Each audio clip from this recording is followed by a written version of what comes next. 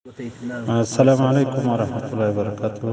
د ټول افغانستان مظلوم ملت بالخصوص د شهداو کورنیو ته د بندیانو کورنیو ته مبارکي وایو.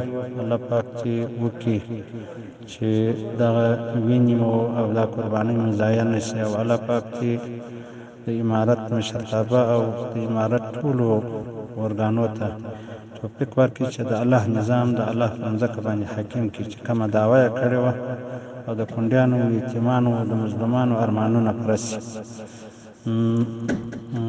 دوهم، د پکتیکا ولایت ټولو اداري مسؤلینو ته خبره کوو چې هر ریاست یې خپل ریاست اشغال کړي او خپل کار دې سر د سبا پیل کړي، که د دعوت الارشاد یې، که د تعلیم و تربیې، که د معدن یې، که د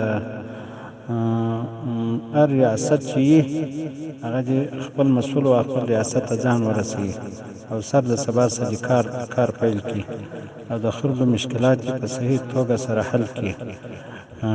او مجاهدینو، نظامي مجاهدینو ته دا خبره کوو چې ګورئ، د بیت المال د شیانو سره خیانت ونه کړي او د دې ملت د خلکو سره خیانت ونه کړي. دا د دې ملت د کونډیانو، د شهیدانو د وینو شیان دي. ګورئ، هر چا چې د ملت د وینو د قربانۍ سره خیانت کړی دی هغه الله شرمولی دی.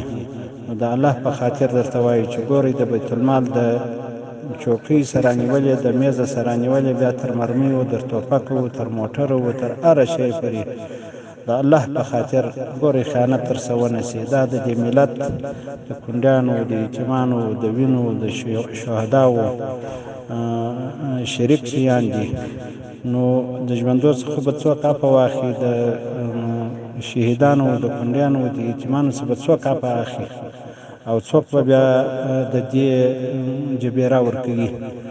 که دا یو غټه سهوه د یو چا څه وشي او د بیت المال په شیانو کې خیانت وکړي، یا په اداره کې، یا د یو کاغذ سره، یا د یو قلم سره، یا د یو میز سره، یا د یو چوکۍ سره، یا د یو دروازې سره، نو د الله په خاطر د ټولو څه دا غوښتنه کوو چې ګورئ، د بیت المال د شیانو سره خیانت ونه کړي. او دا د دې ټول ملت شیان دي، دا یوازې د یوه کس شیان نه دي، او دا د کونډیانو او یتیمانو شریک شیان دي. د الله په خاطر بیا غوښتنه درڅخه کوو او د ټولو اداري مسؤلینو ته وایي چې په خپلو ادارو ته عاجل ځان ورسوي، د محاکمو پورې، چې د خلکو مشکلات ورته روان شي او د خلکو د مالو او د دکانو او د مارکیټو او بازارو د شورمانو د دې تحفظ وشي.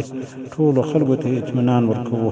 که هر چا ته مشکل جوړېدی د ولایت سره، یا د قومندانۍ سره، یا د ولایت د معاون سره، د فوري معلومات کوي چې موږ د هغه وراني مخنیوی کوو. الله مو وساته، الله مو جوړ لره. السلام علیکم.